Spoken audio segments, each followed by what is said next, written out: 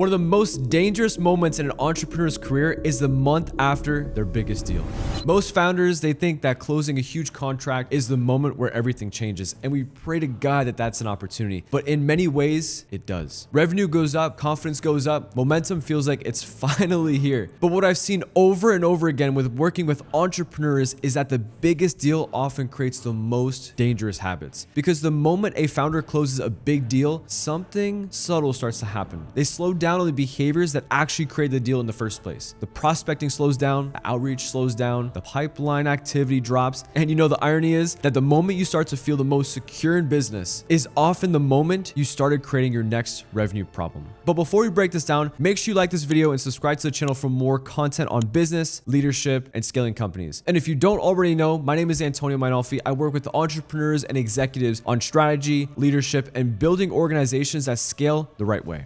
Now let's talk about why the month after the biggest deal closes, you can actually be in the spots where the most dangerous periods of your business lies. Now let's talk about John. John, he's processing ups and downs. It's an emotional battle in business. But here's what entrepreneurs far too commonly fall into. I'll give you a couple stats. Number one, 60% of salespeople stop prospecting after closing a major deal. Or number two, top performers, they'll maintain pipeline activity 88% of the time. And then number three, consistent prospecting makes sales teams 3 times more likely to hit their quota. One of the most dangerous moments in an entrepreneur's career is the moment after their biggest deal. So get this, every single day, Monday through Friday, we have an hour worth of training. We're training our team, we're developing mindset, we're sharing new ideas, new opportunities, we're focusing on frameworks, we're focused on script, we're focusing on objections, we're building up momentum, we're building up all the basic fundamentals you can imagine, even down to the mindset. You have an A mindset and an A in talent, or is it a B in talent and an A mindset,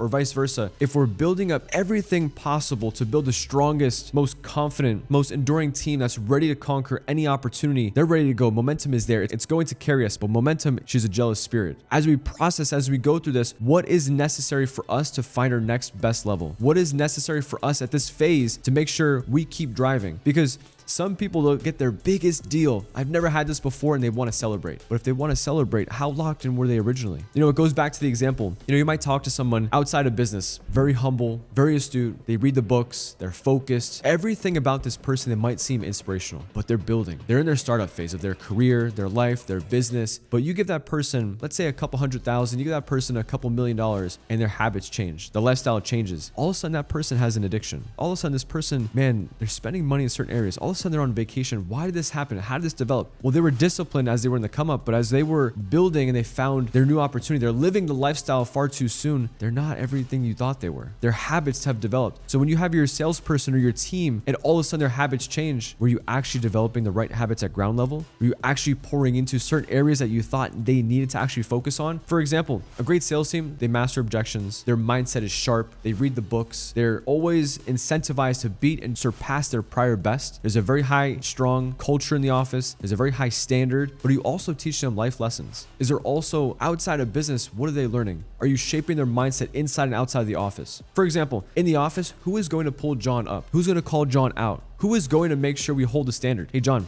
button tie, button down, wear a tie, throw a sports coat on. You came in the office with a cardigan. What are you doing? Respectfully, I get to call you out. I get to call you in the corner and say, listen, John, that's not our standard. I don't know if you have a couple meetings right now. I would suggest we either block off the next hour and a half, go home, get a nice change of clothes and come back because this is our standard. What is that we're doing? What behavior are we incentivizing? When we're at the office, somebody hopefully can pull John up. But you know where it gets better? When John goes home for the day, who's pulling John up? Is his friend group strong enough where he's holding him accountable? Is his family strong enough they put him in check? Or is that person the leader of their family and no one's calling him out? So when he makes any decision, he's developing a mindset knowing it's okay. So the message here is in the office, we know that if a big deal closes, you're the founder of a company and one of your sales guys closes a very big deal and all of a sudden we lose all their momentum, they were just incentivized to close a big deal and that's all they were thinking about. That's as big as they were thinking. Great. John, listen, you finally hit your biggest deal, but we lost it all right here. We lost all momentum because you weren't thinking that big. So the question here is, how big are you allowing your team to think? Outside of just what they're doing in the day-to-day structure, building, taking care of your clients, outside of that, how big are they thinking? How big can their lifestyle be? Ask them the question, hey, 5-10 years from now, what does John's life look like from right now? Cars, beach, family, friends, respect. What is it that they want? If they don't have a clear answer, they will slow down. But that's the scary part that you have to think about as a founder of a business. If my team all has that same mindset, great.